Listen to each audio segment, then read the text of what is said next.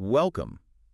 Okay, let's dive right in. We've got some really fascinating, almost revolutionary ideas you've shared with us, all centering on this convergence. Yeah. Biology, machines, what people are calling cybernetic evolution. That's the term, yeah. And the big idea is, can humanity sort of evolve beyond biology? We want to get you up to speed fast, but, really understand it. Exactly. It's a great question your sources raise, because cybernetic evolution, well, it's not just about, say, a better prosthetic leg. Right, not just fixing things. No, it's potentially a deep, permanent integration, tech weaving into our biology, affecting our brains, our senses, maybe even consciousness itself. It really asks what human means. Okay, so let's unpack that core idea. Yeah. You flag Nick Bostrom's work in the materials.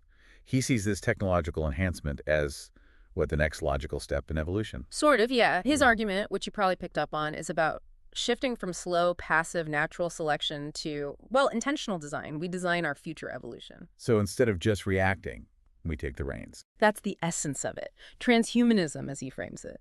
We use tech to overcome the biological limits that have, always defined us. It's about agency, taking an active role. Taking control. Wow. And the potential outcomes you mentioned are pretty wild. Neural implants, boosting memory, cognition. Imagine that, yeah. The impact on learning, problem solving. Huge.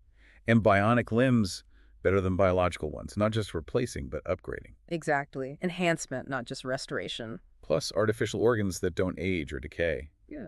That touches on longevity, doesn't it? It certainly does. And then there's the really out there idea, transferring consciousness, moving a mind to a synthetic body or platform. Sounds like pure sci-fi. It does. Yeah. But the groundwork, things like brain-machine interfaces, BMIs, that's happening now. Right, BMIs. That makes it feel more grounded somehow. It does. And projects like Neuralink get a lot of attention, obviously. Yeah. Direct brain-computer links. But you also included that 2021 study, Oxley, the synchron device. Yeah, the one using blood vessels. Yeah. That's invasive. Exactly. And it allowed someone with paralysis to interact online emails, shopping purely with their mind. That shows the practical, near-term potential. It's not all 50 years away. That synchron study really struck me. Makes you think about accessibility, helping people right now. Okay, so building on BMIs, your sources also brought up AI and nanotechnology. How do they fit in? Well, that's where things could get really interesting. Think synergy. Synergy? How so? Imagine AI analyzing tons of data instantly, feeding insights right into our thinking to boost decision-making. Like a cognitive coprocessor. Kind of, yeah. Or biocompatible nanobots, maybe AI-guided, inside us, delivering drugs precisely, or maybe even building more complex neural links from the inside out. Okay, that's intricate. And it could lead to things like real-time language translation happening inside your head, or maybe even direct mind-to-mind communication over networks. Whoa. And, of course, the big one, vastly better memory. Recall, storage. Basically, merging digital data with our own mental landscape changes everything about knowledge. So all these pieces, BMIs, AI, nanotech, they're not separate tracks. They could combine. They could absolutely combine. They're potential building blocks for cybernetic humans, cyborgs, essentially. Which really blurs that line between human and machine. Completely blurs it. So why? What's the push? The sources you shared must have explored the arguments for leaving biology behind, or at least augmenting it heavily. Oh, definitely. A huge driver is, frankly, lifespan. Our bodies break down, entropy, right? Yeah, wear and tear. Cybernetic parts, theoretically, you repair them, place them, upgrade them. It points towards radical life extension, maybe healthier lives for longer, too. Escaping biological decay. And escaping environmental limits. Biology ties us to Earth, pretty much. Enhancements could let us survive, maybe even thrive, in space, deep oceans. Ours, maybe. Perhaps. Or even purely virtual worlds, places our bodies just can't go. And then there's efficiency. Faster thinking. Better multitasking. You mentioned that. Right. Maybe less swayed by emotions and decisions. That's another potential advantage people point to, yes. Processing information way faster than our wetware allows. And futurists like Hans Moravec, Ray Kurzweil, their names came up in your materials. They did. Kurzweil's prediction about uploading minds by 2045. Yeah, that's his timeline, based on exponential tech growth. It suggests mind transfer to non-biological platforms is feasible, leading to a kind of digital immortality, I suppose. Digital immortality. What do you even make of that? when you read Kurzweil's timeline? Well, it's provocative, isn't it? It forces you to think about what mind or consciousness even is.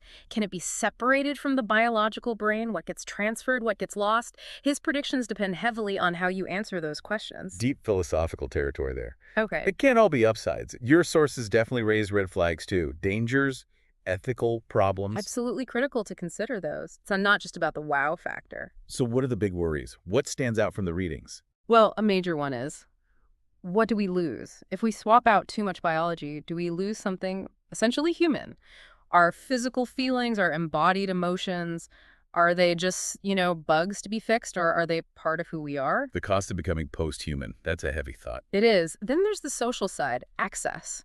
Will these enhancements be available to everyone? Or will they create an even wider gap between the haves and have-nots, a sort of biological or post-biological class system? Inequality 2.0, that's a serious concern. Definitely. And identity issues, too. If Yeah. your mind can be upgraded, backed up, maybe even copied, what does you mean anymore? Is a copy still you?